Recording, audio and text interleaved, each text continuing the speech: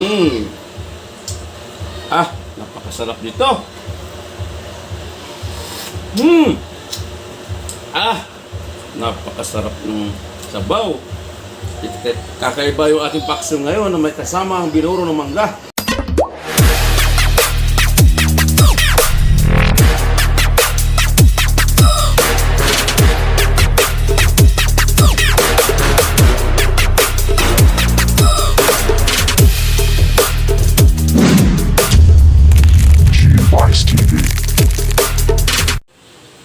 What's up mga guys?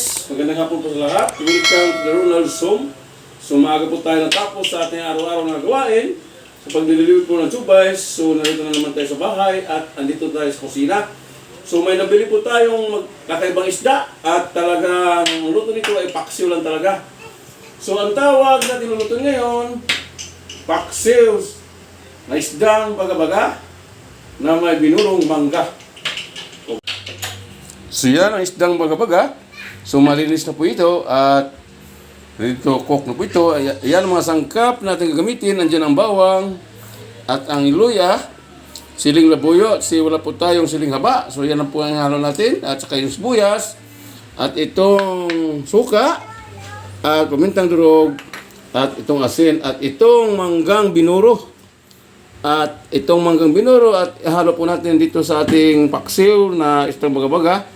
Para dagdag asim sa ating gagawing paksiw. So, kakaibang paksiw po ang ating gagawin ngayon.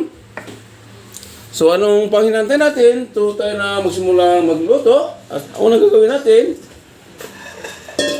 maglagay po tayo ng luya sa ilalim na ng isda. Bago natin ilagay yung isda.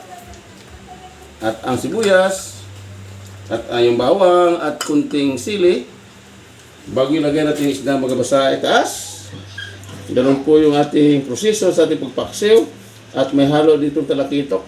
May natira kahapon yung ating sinigang Villa Parinardo. So ganun po kasimple yung ating gagawin ito sa ating pagpaksiw sa isdang baga-baga. So sa Bisaya po ito ay isdang budlatan. So kakabi po ito. At iba rin yung isdang matambaka. At ito yung tinatawag na isdang baga-baga kasi baga-baga po ang kulay. At maglagay tayo sa itaas na luya at bawang uli. At itong sibuyas.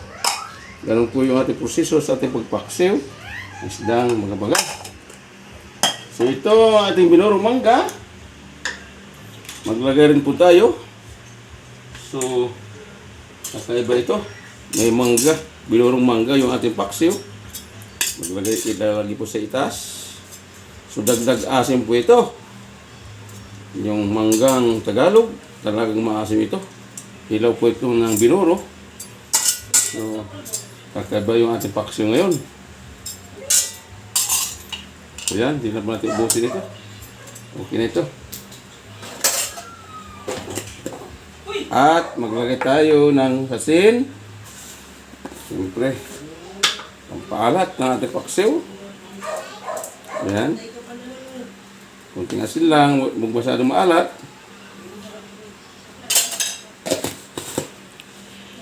At maglagay po tayo ng pampalasa. At itong siling labuyo, maglagay rin po tayo. At itong paminta. Ganyan lang po yung ating paksiw. Simpleng luto lang po yung ating ginawa dito sa isda. At itong suka. Dagdag asin ulit ito. May mangga na at may suka pa. Yan, kung gaano kaasin ito paksiw natin.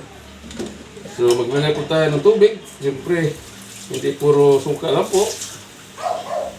Maglagay po natin tubig.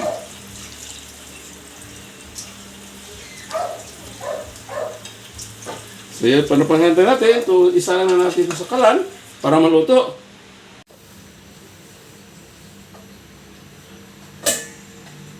So yan, nakasala na po siya.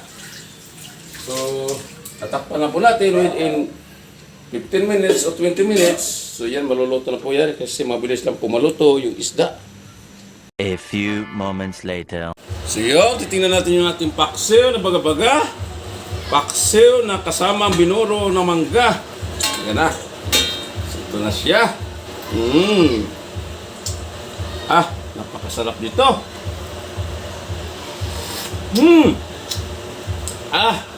Napakasarap ng sabaw. Kakaiba yung ating paksiw ngayon na may kasama ang binuro ng mangga. So ito yun, luto na po ito. So ngayon, kukuha po tayo ng kunti at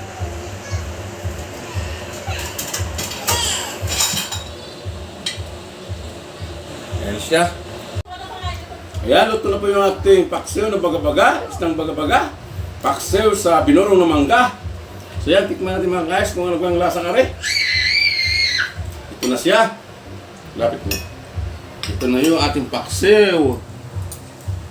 Gang baga-baga. Ito naman yung gang kung ang kasarap nito.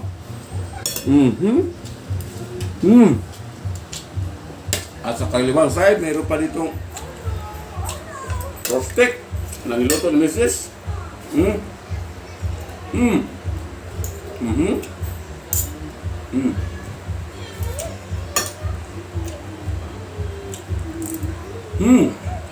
Yung bang kasarap nito.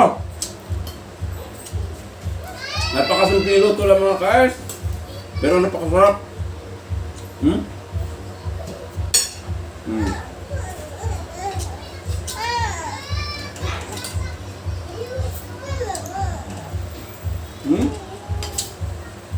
Pinagsama na natin yung hapunan at tanghalian. Ito talagang luto nito. Paksiw talagang luto nito. Walang iba.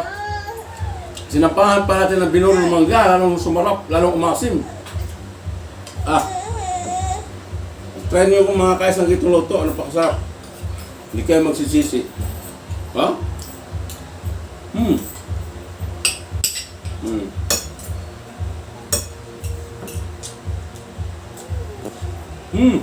Sarap talaga.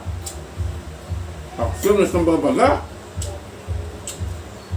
Paksiw na binuro ng mangga. Ito na yung binuro ng mangga, oh.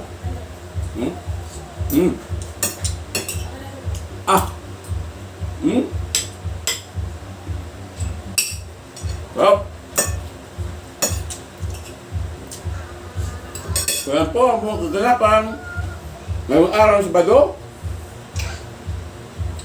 So shoutout nga pala kay Ma'am Nunyalak dyan sa baba. Kay Brillante Junior, shoutout po. Sa aking mga kasamahang magtitubay. Sa aking kagrupo, Unity Love Team, shoutout po sa lahat. So hanggang dito na lang. Thanks for watching. God bless us and bye-bye. Paksiw na baga-baga sa binuro ng mangga. Ang sarap. Go, go, go, go, go, go, go, go, go, go, go, go, go, yeah, go, go, go. Hustle hard, hustle every single day.